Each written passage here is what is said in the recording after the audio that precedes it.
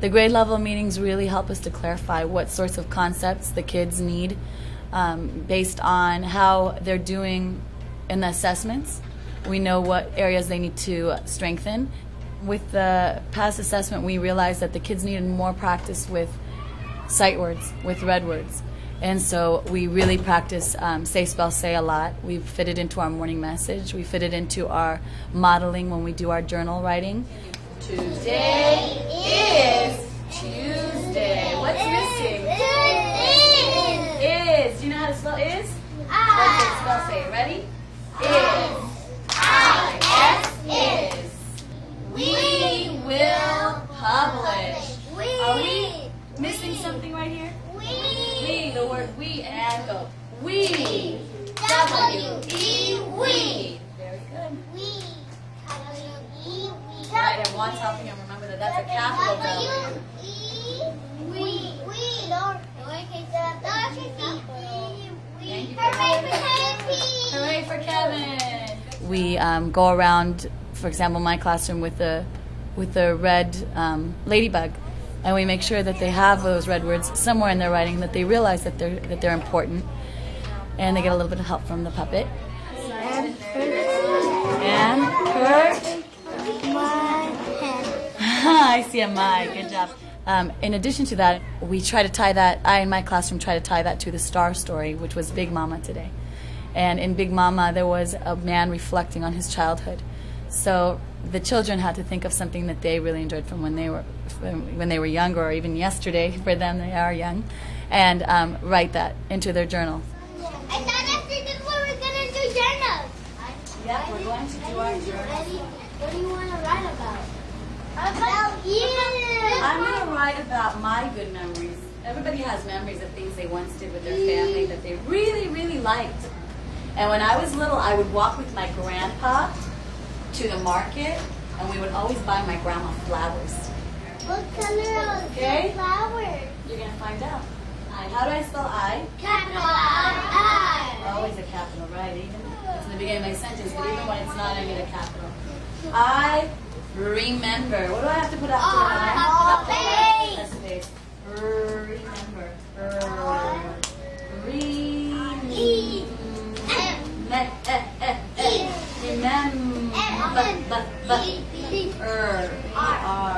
My grandma. My. There you go. That's the right word. Okay, I'm going to read and make sure that this makes sense. You ready? I remember my grandma. Stop. Does that make sense? Yeah. Yes. My grandpa and I would... What? Did I forget a word? I did. Good writers always go back and read. That's why, because I forgot to write would. My grandpa and I would buy her flowers. It's also when I'm modeling my writing before they go and write into their journals, I stop at the red words and I think about where I'm going to use my red words, and I remind them where to look at the red word wall. They also get mini word walls on their desks while they're writing. Where do I find red words in the classroom? That's right. Or mini word wall. They are right behind the cess line, right here on Mini word wall. the red word wall. And where else can you find red words? On your mini word walls that I pass out to you when you're writing inside your... In order for them not to just give you lists of red words, we have to know that communication is a big part of it. They scored lower in communication, and we really wanted to get that up, and that's where they're getting across an idea when they're writing and not just a bunch of words. Put your finger on your head. Oops. And think about something you really love that you did once with your family, that you really love that you'll remember forever. Because you're going to write in your journal today about something that you did that you really, really have a good memory from. And we're going to write about that today. Something that you did yesterday even. Anything that you did before today that you really enjoyed doing. Something you've done before. Mia Robinson is our writing coach. Every week Mia shows us something else. And she's had us, for example, do a practice a predictive sentence building. And that's something that we started yesterday that we're going to complete today after our rotations. And when I did that the first time, this isn't the first time I've done it, I took it back to the grade level and I showed them how it worked in my classroom. And every one of us gets the presentation done by Mia, and we usually bring it back the next time and share it. and tell everyone how it worked. This is for you. Thanks. Wow. Everybody stop. That was 10 minutes of writing. Goody, goody, goody. I noticed that my children, they needed more sight words and more daily oral language, which they were putting some words in some sight words, but they weren't putting them in the right place. Not only did I see this with my group, but I also saw it in my grade level when we were sharing our journals and our papers and our assessments. We noticed that the children were writing sight words, but maybe not making complete sentences out of them. So this is what we're trying to do with the journals and the daily oral language, so that the children get the strategies so they could go back and independently do their work and using the room and the environment. Now read it and make sure it makes sense, okay? Or do you have to take out a word? No?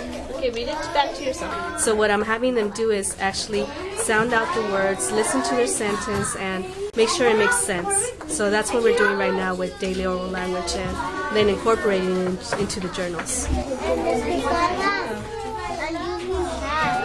Good job! Did you just use some words that we learned? Good.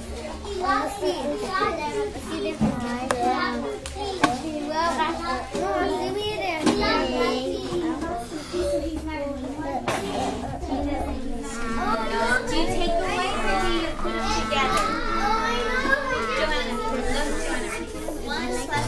Remember the word the? What two letters? The.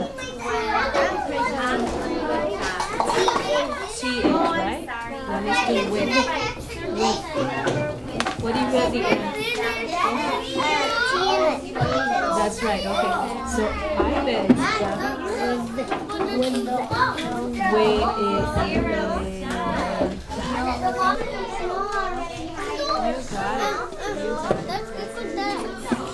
eyesight, Tyrannosaurus. That's what you do.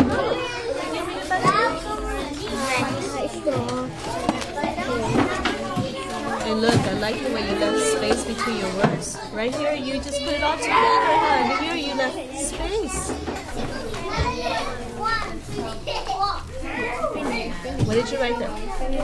Little, okay. What was your sentence? What was your sentence?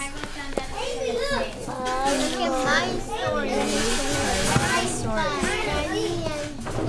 He, right. And I write it now. I write it here too.